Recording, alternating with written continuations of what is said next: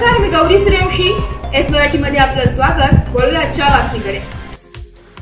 तालुकास्तरीय अधिकारी यांनी टंचाई परिस्थिती संवेदनशीलतेने हाताळावी. प्रांताधिकारी अप्पासाहेब शिंदे.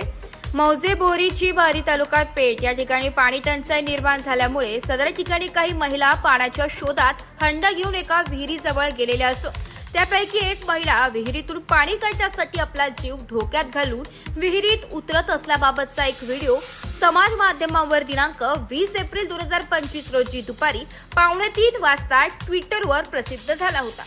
सदर बातमीची प्रशासनाने तात्काळ दखल घेऊन दिनांक 21 एप्रिल 2025 रोजी सकाळी 10 वाजता तहसीलदार गटविकास अधिकारी पेठ यांनी मौजे बोरीची बारी येथे संयुक्त भेट देऊन पाणी टंचाईबाबत पंचनामा, स्थळ निरीक्षण व आवश्यक त्या उपाययोजनांसह अहवाल सादर करण्याची कार्यवाही केलेली आहे.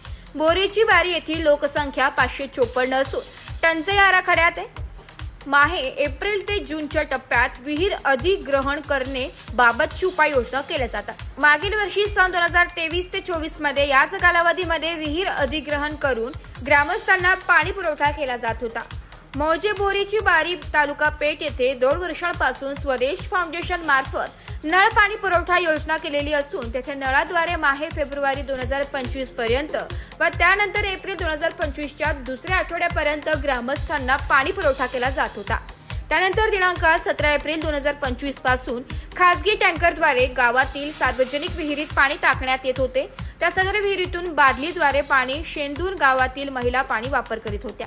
दिनांक 17 एप्रिल 2025 रोजी ग्रामपंचायत अधिकारी यांनी तेथील विहीर अधिग्रहण करण्यासाठी भेट देऊन अहवाल तयार करण्याची कार्यवाही केली आहे. त्याच दिवशी संबंधित शेतकऱ्यास प्रस्ताव मंजूर होईपर्यंत टँकरद्वारे सार्वजनिक विहिरीत पाणी टाकावे असे सूचित केले होते.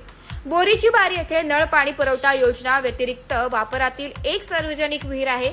सदर विहिरीत आज रोजी ग्रामपंचायत मार्फत खासगी विहिरीतून पाणी टँकरद्वारे सोडून पाणी पुरवठा केला जात. तथापि त्यास काही ग्रामस्थांचा उपसरपंच व पोलीस पाटील यांचा विरोध दिसून आला. दिनांक 20 एप्रिल 2025 रोजी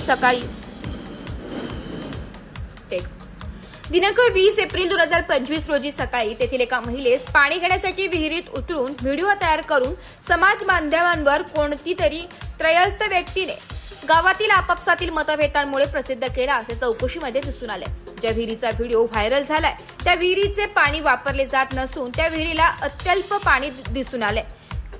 विहिरीत अधिग्रहण प्रस्ताव मान्यता मिळेपर्यंत ग्रामपंचायत बोरीची बारी यांना स्वखर्चाने पुरेसा पाणी पुरवठा करणार असून सार्वजनिक विहिरीत ग्रामस्थांच्या मागणीप्रमाणे पाणी न टाकता ग्रामस्थांच्या घरासमोरील ड्रममध्ये ठिकठिकाणी टँकरद्वारे पाणी वाटप सुरू केलंय.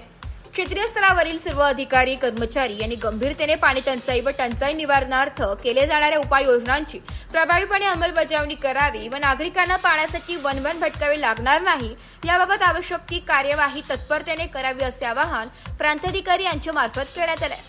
बोराची वाडी तालुका मौजे बोराची वाडी तालुका पेठ येथे पाणी टंचाई निर्माण झाली याबाबतचं एक वृत्त ट्विटरवर दिनांक 20/4/2025 रोजी प्रसिद्ध झालं आणि त्यावरती एक व्हिडिओ अपलोड केला होता आणि त्या व्हिडिओमध्ये एक महिला पाणी विहिरीतून काढण्यासाठी त्या विहिरीमध्ये जीव धोक्यात घालून उतरत आहे असं त्या व्हिडिओमध्ये दिसत होतं. या व्हिडिओची प्रशासनानं तात्काळ दखल घेतली आणि आज सकाळी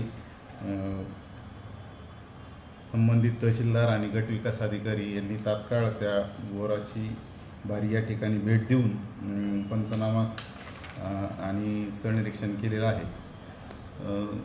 त्या गावामध्ये जी नळ पाणी पुरवठा योजना आहे ती एका खाजगी फाउंडेशन मार्फत मागील 2 वर्षापासून सुरू होती. ती योजना सद्यस्थितीत बंद होती. त्यामुळे एप्रिलच्या दुसऱ्या आठवड्यापासून त्या ठिकाणी पाणी टंचाई जाणवत असल्याचे अधिकाऱ्यांनी सांगितले. त्या अनुषंगाने त्या ठिकाणी ग्रामसेवक यांनी विहीर अधिग्रहणाचा प्रस्ताव तयार करण्याचं काम सुरू केलेलं आहे.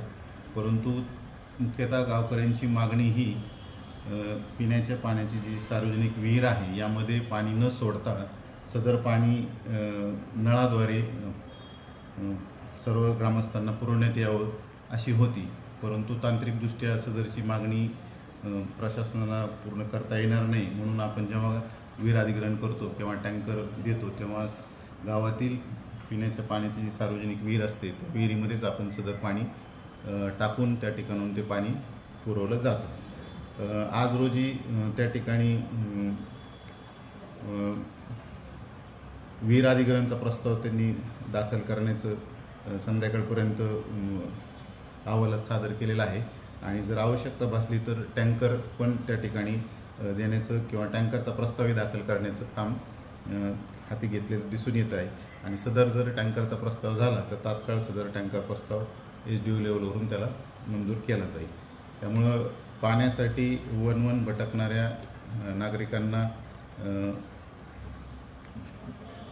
नागरिकांनी पाण्यासाठी वन भटकू नये यासाठी क्षेत्रीय स्तरावरील आणि तहसीलदार गटविकास अधिकारी यांनी संवेदनशीलपणे याची दखल घ्यावी असं आपण अधिकाऱ्यांनाही सूचित केलेलं आहे। धन्यवाद। एस मराठी न्यूजसाठी प्रतिनिधी शामराव सोनवणे, वणी।